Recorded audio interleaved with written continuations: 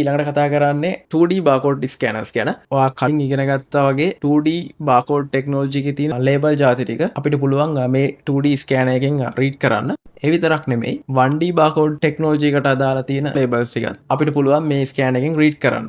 ඉතින් මේක අපිට all in one solution එකක් විදිහට අඳුර ගන්නත් පුළුවන්. ඉතින් මේ බාකෝඩ් ස්කෑනර් එක වැඩ කරන විදිය සරලවම කතා කරොත් එහෙම මේක හරියට වැඩ කරන්නේ පුංචි කැමරාවක් වගේ. මේකේ තියෙන කැමරාවෙන් ඔයා මේක ඉස්සරහා අල්ලන බාකෝඩ් ලේබල් එකක් වෙන්න පුළුවන්. එහෙම නැත්නම් QR එකක් වෙන්න පුළුවන්.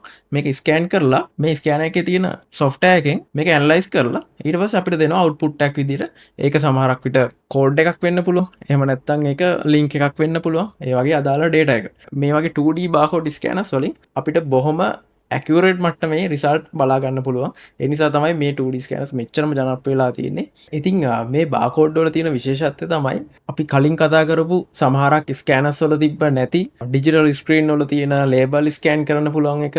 උදාහරණයකට ඔයා දැනටමත් එක්ස්පීරියන්ස් කරලා ඇති QR එකක් වුණත් තියෙනකොට ෆෝන් එකෙන් හරි ස්කෑන් කරලා ටක් ගාලා ඔයාගේ URL එකට යනවා. එහෙම නැත්නම් තෙල් ගහන තැනදී වෙන්න පුළුවන්. ඒගොල්ලෝ එකෙන් රීඩ් කරනවා. ඉතින් මේ හැමතැනම 2D බාකෝඩ් ටෙක්නොලොජි එක තමයි යූස් වෙන්නේ. මොකද මේ ස්කෑනර් එකේ තියෙන හරියට පුංචි කැමරාවක් වගේ තියෙන නිසා. ඉතින් එකම සෙනාරියෝ එක තමයි වැඩ කරන්නේ. ඉතින් මේකෙදි ෆෝන් එක වෙන්න පුළුවන්, ටැබ් එක වෙන්න පුළුවන්. මේ මොකේ තිබ්බත් බාකෝඩ් ලේබල් එකක් වුණත් QR එකක් වුණත් මේකෙන් ස්කෑන් කරගෙන data ගන්න පුළුවන් හැකියාව මේ ස්කෑනර්ස් වලට තියෙනවා. අනික් එක තමයි මේකේ තියෙන omnidirections කියන ටෙක්නෝලොජි එක.